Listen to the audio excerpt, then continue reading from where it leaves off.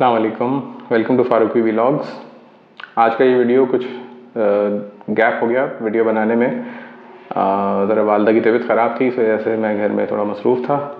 तो आप लोग भी दुआ कीजिएगा, वैसे बेहतर हैं, और दुआ कीजिएगा कि अल्लाह पाक और सेहत दे, तंदुरुस्ती दे और लंबी उम्र दे, हमारे ऊपर उनका साया कायम रखे, हमारे वालिदैन का और सबके वालिदैन। ज़ाहिर है उनकी वजह से ही हम लोग यहाँ मौजूद हैं, और हम सब के वालिदैन के लिए दुआ करते हैं कि अल्लाह पाक उन सब को सेहत तंदुरुस्ती दे, ईमान के साथ और लंबी उम्र अता फ़रमाए, और हम लोगों को उनकी दुआएं हमेशा मिलती रहें, आमीन। तो इस वजह से वीडियो ज़रा से डिले हो गए थे बनना, और अब इंशाल्लाह कोशिश करूँगा कि रेगुलरली वीडियो बना लूँ, हफ़्ते में 1 या 2 वीडियो बन जाएंगे इंशाल्लाह ताला। और आज मैंने कुछ सेटअप भी चेंज किया हुआ है माइक्रोफ़ोन का, और कुछ इस तरह से मेरे फ़ोन में कंपैटिबल नहीं था, तो मैंने दूसरे फ़ोन, एक ओल्डर फ़ोन है उसके अंदर रख के बनाया है। दिल की बातें कर लेते हैं, ज़ाहिर है सब्सक्राइबर से करने में कोई हरज नहीं है। तो चेक करिएगा क्वालिटी कुछ बेहतर हुई आवाज़ की या नहीं। और अब आ जाते हैं हम अपने टॉपिक के ऊपर। आज का जो टॉपिक है वो है जर्नी परमिट। और जर्नी परमिट है क्या चीज़, अगर इसको तकाबुल हम देखें, मुकाबला करें, तो 144 और जर्नी परमिट, तो हेडिंग भी इसकी ये बन जाएगी इंशाल्लाह ताला कि 144 वर्सेस जर्नी परमिट। बहुत से लोगों ने शायद सुना भी ना हो जर्नी परमिट होता क्या है। लोग नॉर्मली समझते हैं ऑल पाकिस्तान लाइसेंस ले लें और 144 लगा लें तो पूरे मुल्क में लेके चल सकते हैं। ऐसा नहीं है। 144 की लिमिटेशन क्या होती है? एक तो उसकी ड्यूरेशन होती है फॉर 6 मंथ्स, 3 महीना भी पहले मिलती थी, और उसके बाद फिर 6 महीने भी मिल जाती है, कभी कभी बंद भी कर देते हैं, नहीं भी इशू होता।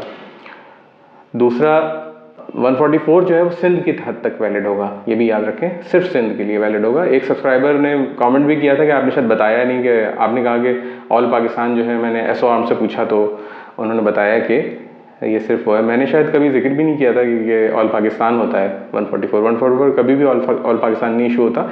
ये सिर्फ उसी प्रोविंस की हद तक होता है जिस प्रोविंस में ये इशू किया जाता है। अगर हम सिंध में रहते हैं तो सिंध के लिए, पंजाब है तो पंजाब के लिए, तो limited to that particular province होता है।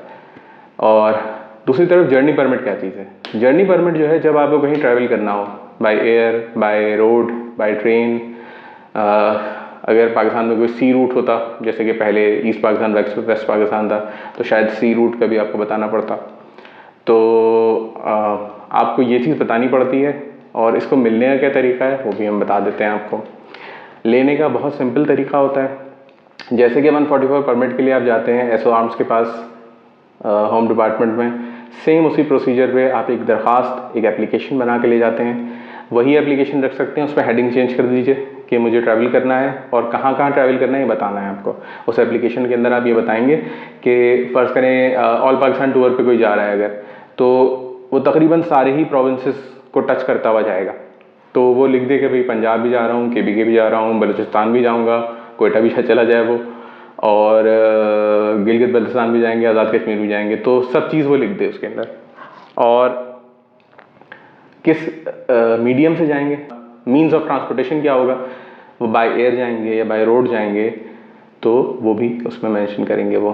बाकी एप्लीकेशन के साथ क्या क्या लगाएंगे, अपने लाइसेंस की कॉपी, फर्स्ट पेज की जो कॉपी होती है वो लगाएंगे, फ़ोटोग्राफ्स लग जाएंगी, एक फ़ोटोग्राफ लगा दें, और चाहे तो CNIC भी लग दें। वैसे CNIC इसमें ज़रूरत नहीं है, जब लाइसेंस आपका है तो वो खुद एक CNIC के तौर पे एक्ट करता है।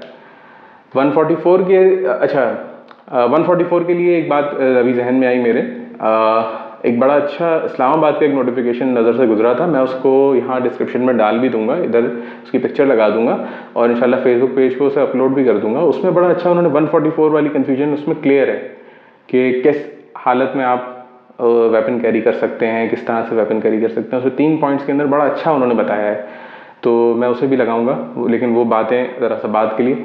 तो फिर आप एसओ आर्म्स से क्या करेंगे, जर्नी परमिट के लिए आप जो है वो ये एप्लीकेशन देंगे, एसओ आर्म्स उसे अप्रूव करेंगे, कोई फ़ीस नहीं है, फिर बता दूँ इसकी कोई फ़ीस नहीं होती।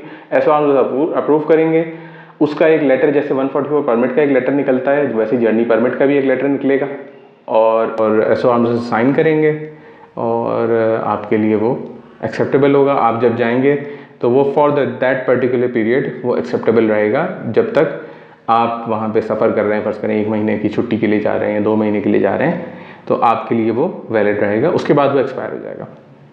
تو یہ ایک طریقہ ہے جرنی پرمٹس کو نکلوانے کا اور پرنٹ کروانے کا. تو اس کے مقابلے میں 144 جو ہے وہ سندھ کے لیے ویلڈ رہے گا. میں پھر سے بتا دوں اس چیز کو، سندھ ہی تک رہتا ہے، وہ زیادہ پورے ملک کے لیے اپلیکیبل نہیں ہوتا.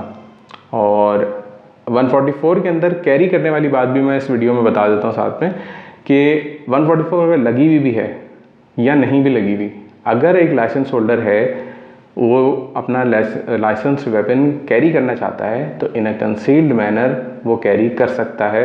اسلام آباد والی نوٹیفیکیشن میں بڑا کلیئرلی لکھا ہوا ہے کہ آپ جو ہے اس طرح سے کیری کر سکتے ہیں. تو NPB ویپنس جو ہوتے ہیں زیادہ تر وہ کوئی مسئلہ نہیں ہوتا انہیں کیری کرنے میں. ہاں یہ کہ آپ دکھا نہیں سکتے اسے، اس کو شو نہیں کر سکتے کسی کو.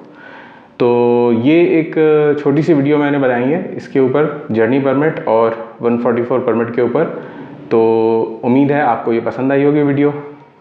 اگر اچھا لگا تو آپ لائک کریے گا، شیئر کریے گا، اور چینل کو میرے سبسکرائب کیا نہیں ہے تو کر لیجیے گا، بیل آئکن پریس کر لیجیے گا. اور جن سبسکرائبر نے مجھے سبسکرائب کیا ہے ان کا بہت بہت شکریہ کہ انہوں نے میرے چینل کو اس قابل سمجھا اور سبسکرائب کیا. انشاءاللہ اچھے ویڈیوز، اس طرح کے انفارمیٹیو ویڈیوز آپ لوگوں کے لیے لاتا رہوں گا. جزاک اللہ خیر. اللہ حافظ.